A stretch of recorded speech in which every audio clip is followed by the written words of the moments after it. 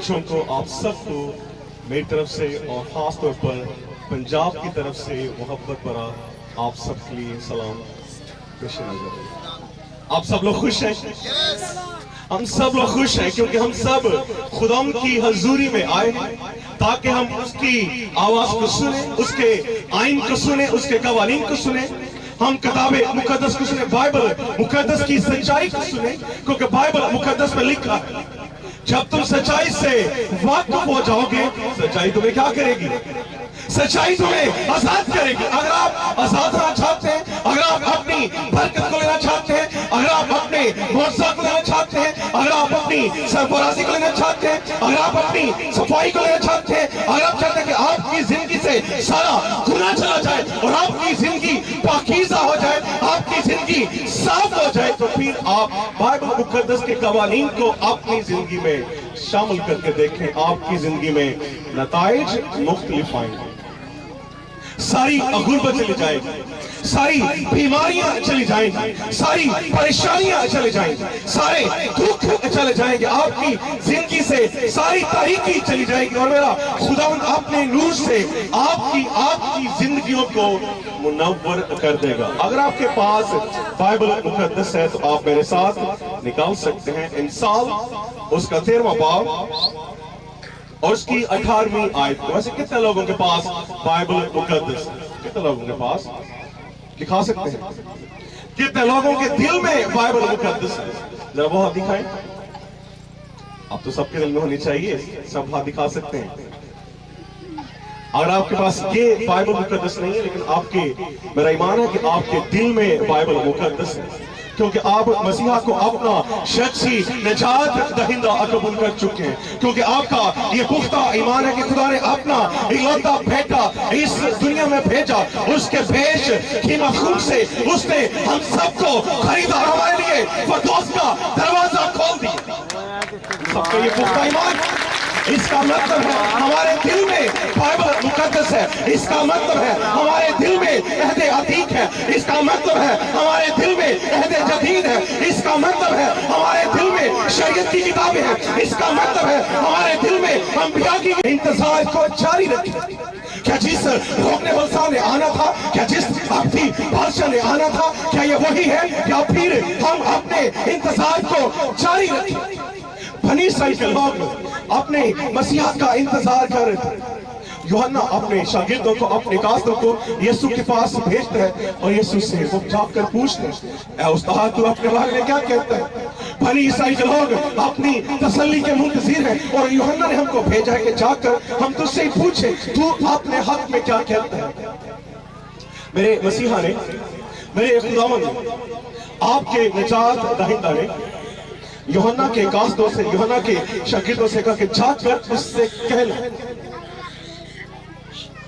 अंधे देखते हैं, लंगड़े चलते हैं, बहरे सुनते हैं, गूंगे बोलते हैं, मुर्दों को जिंदा किया जाता है और गरीबों को खुशखबरी का पैगाम दिया जाता है। जब जाकर तुम यूहन्ना से ये सारी बातें करोगे, जब ये सारे मौजूद के बारे में उसको जाकर बताओगे, यूहन्ना जान जाएगा कि जिस अब्दी बादशाह ने आना था, जिस मसीहा ने आना था, जिस रोकने वाला ने आना था, जिस निजात दहिंदा ने आना था, वो आ चुका है।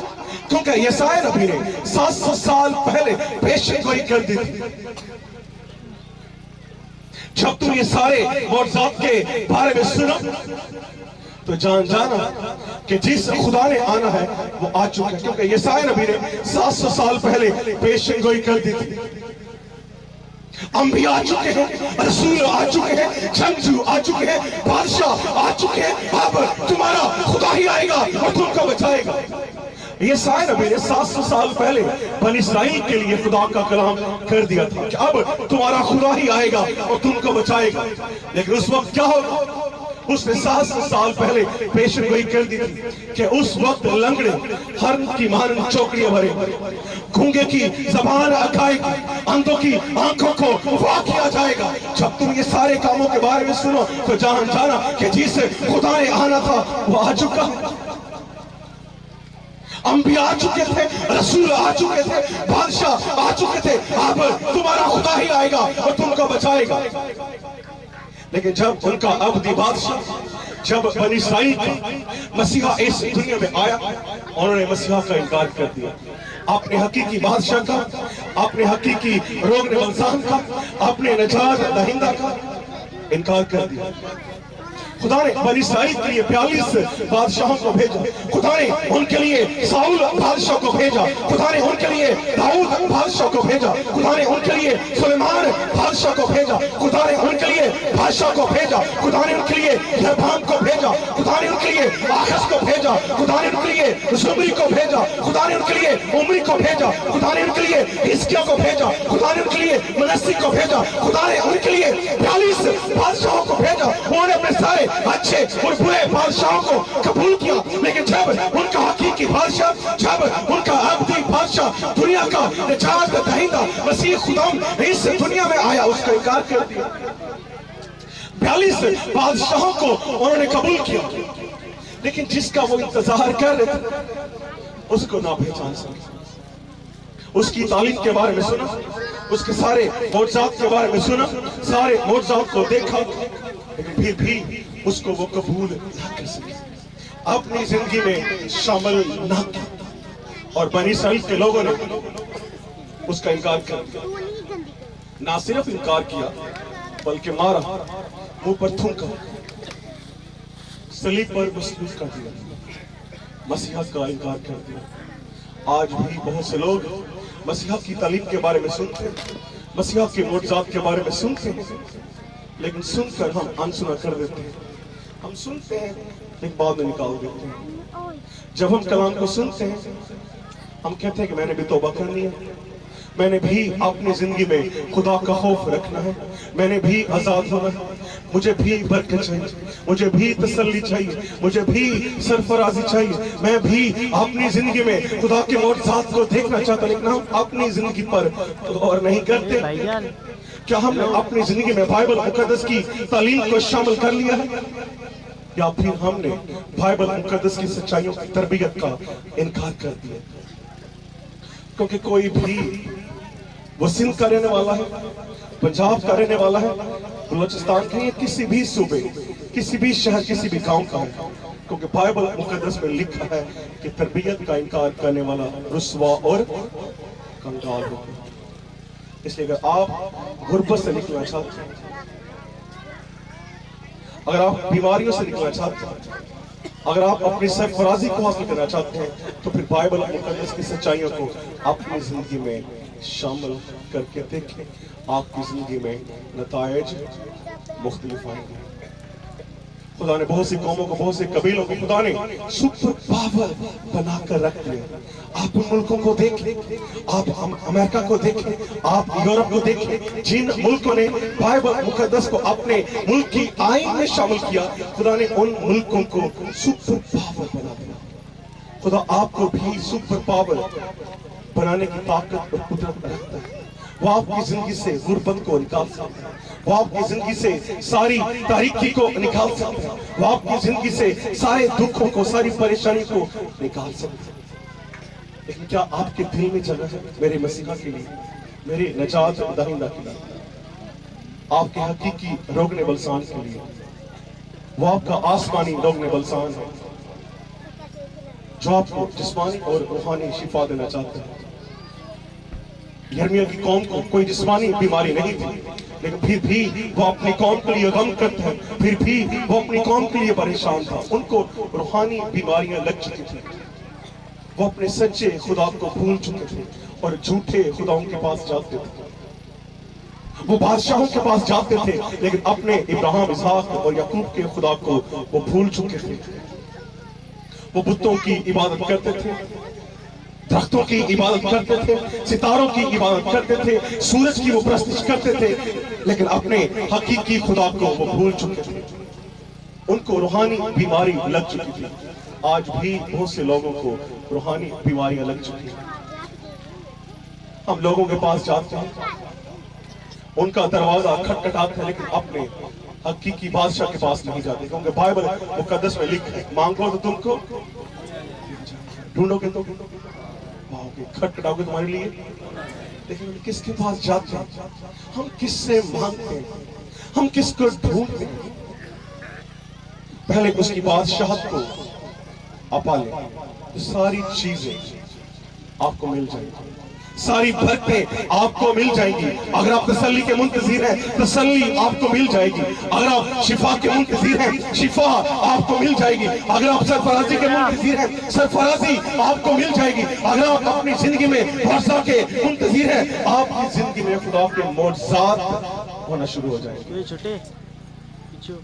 लेकिन क्या आपने हकीकी तौर पर बाइबल मुकद्दस की सच्चाइयों को अपनी जिंदगी में शामिल किया है? क्योंकि तब तक किसी भी शख्स की तालीम मुकम्मल नहीं होती जब तक बाइबल मुकद्दस की तालीम को आप हासिल नहीं कर लेते। आप जितनी मर्जी आप दुनियावी तालीम को हासिल कर लें, लेकिन जब तक बाइबल मुकद्दस की तालीम को आप हासिल नहीं कर लेते, आपकी तालीम मुकम्मल नहीं।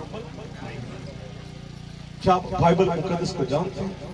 क्या आप शरीयत की किताबों से जानते हैं? क्या आप अहद अतीक को जानते हैं? अहद जदीद से वाकिफ हैं? क्या आप खुदा के कवानीन को जानते हैं? अगर नहीं जानते तो पहले आप बाइबल मुकद्दस से वाकिफ हो जाएंगे। जब तक आप सच्चाई से वाकिफ नहीं होंगे, आप आजाद कैसे हो सकते हैं? तो अगर आप आजाद होना चाहते हैं तो पहले आप सच्चाई से यानी कि बाइबल मुकद्दस से वाकिफ हो जाए। तो फिर सच्चाई आपको क्या करेगी? सच्चाई आपको आजाद करेगी। फिर मौजज़ात आप अपनी जिंदगी में देखेंगे, आप अपनी जिंदगी में खुदा की सरफराजी को देखेंगे, फिर आप अपनी जिंदगी में खुदा की शिफा को देखेंगे, अपनी जिंदगी में आप मौजज़ात को देखेंगे। आपके खानदानों में तालीम आ जाएगी, आपके खानदानों में खुदा की बरकत आ जाएगी, आपके खानदानों में खुदा की सरफराजी आ जाएगी जब आप बाइबल मुकद्दस के कवानीन को अपनी जिंदगी में शामिल कर लें। आमीन। क्योंकि बाइबल मुकद्दस दुनिया की पहली किताब है जो छापा खाना में छापी गई। बाइबल मुकद्दस दुनिया की पहली किताब है जिसका तर्जमा 3000 जुबानों से ज्यादा हो चुका है। बाइबल मुकद्दस दुनिया की पहली किताब है जिसका मैसेज सेल फोन पर भेजा गया। बाइबल मुकद्दस दुनिया की पहली किताब है जिसका मैसेज रेडियो पर भेजा गया। बाइबल मुकद्दस दुनिया की पहली किताब है जिसकी तलावत खला में की गई। बाइबल मुकद्दस पर ईमान रखने वाले बड़ी बड़ी इजादात करते हैं। बाइबल मुकद्दस पर ईमान रखने वाले मौजज़ात करते हैं। आज आप इस दुनिया में जितने भी बड़ी बड़ी इजादात देखते हैं, ये सेल फोन देखते हैं, ये कैमरा देखते हैं, ये माइक्रोफोन देखते हैं, बड़ी बड़ी गाड़ियां देखते हैं, बाइबल मुकद्दस पर ईमान रखने वालों ने ये सारी इजादात की। किन लोगों ने की? जो बाइबल मुकद्दस पर ईमान रखने वाले वो बड़ी बड़ी इजादात करते हैं। जो बाइबल मुकद्दस पर ईमान रखते हैं वो बड़े बड़े मौजज़ात करते हैं। तो अगर आप भी बाइबल मुकद्दस पर पुख्ता ईमान रखेंगे, आप भी खुदा के बेटे और बेटियां बन जाएंगे और आपकी जिंदगी में नतायज मुख्तलिफ आएंगे। आए अपनी आंखों को बंद करेंगे और हम सब दुआ करेंगे और अपनी अपनी बरकत को मांगेंगे, अपनी अपनी शिफा को मांगेंगे, अपने अपने मौजज़ा को मांगेंगे। अगर इस पंडाल में कोई बीमार है, कोई परेशान है, अगर आप तसल्ली के मुंतज़िर हैं, छुटकारे के मुंतज़िर हैं, सरफराजी के मुंतज़िर हैं, तो आज मेरा खुदा हम सब का रोकने बलसान आपको आजाद करना चाहता है। वो आपको बीमारी से निकालेगा, आपको गुर्बत से निकालेगा, आपको दुखों से निकालेगा, आपको परेशानियों से निकालेगा। आप ईमान के साथ अपने कदमों पर खड़े हो सकते हैं कि मेरा ईमान अपने खुदाउन पर है, मेरा खुदाउन मुझे आजाद करेगा, मेरा खुदा उन सारी गुर्बत को दूर करेगा, मेरा खुदा मेरी सारी परेशानियों को दूर करेगा, मेरी सारी जिस्मानी बीमारी को दूर करेगा, मेरी सारी रूहानी बीमारी को दूर करेगा। आप अपना अपना मोर्चा खुदा से मांग सकते हैं। अपना अपना मोर्चा अपने खुदा से मांग। मैं तुम्हें भिजवा रहा हूं अभी। क्या खुदा? हाँ। मैं तेरी तालीम को, तेरी मोहब्बत को, तेरे कवानीन को, तेरे आइन को अपनी जिंदगी में शामिल करना चाहती और चाहता हूँ। तो तू ही मेरी तारीख जिंदगी को अपने नूर के साथ मुनव्वर कर सकता है। तू ही मेरी जिंदगी से सारी बीमारी को निकाल सकता है, सारी बुराई को निकाल सकता, क्योंकि तू ही मुझे आजाद करेगा, तू ही मुझे तसल्ली देगा। अपनी आंखों को बंद करें और दुआ करते जाएं और अपना अपना मोर्चा अपने खुदा से मांगे कि आज मैंने बाइबल मुकद्दस की तरबियत को अपनी जिंदगी में शामिल करना है। आज मैंने खुदा की शरीयत को अपनी जिंदगी में शामिल करना है। आज मैंने अहद अतीक और अहद जदीद को अपनी जिंदगी में मैंने शामिल करना है, ताकि मैं अपनी बरकत को हासिल करूं, ताकि मैं अपनी सरफराजी को हासिल करूं, ताकि मैं छुटकारा को पालूं, ताकि मैं तसल्ली को पालूं।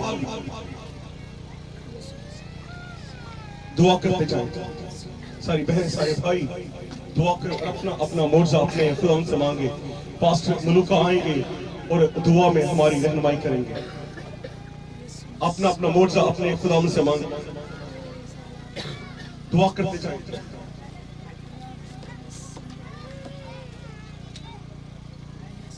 अपना अपना मोर्चा अपने खुदा से मांगे ईमान के साथ। हालेलुया। अपने हाथों को ऊपर कर लीजिए, दोनों हाथ पूरे हाथ ऊपर कर लीजिए। हालेलुया। दोनों हाथ पूरे ऊपर कर लीजिए। Hallelujah, hallelujah, hallelujah, hallelujah.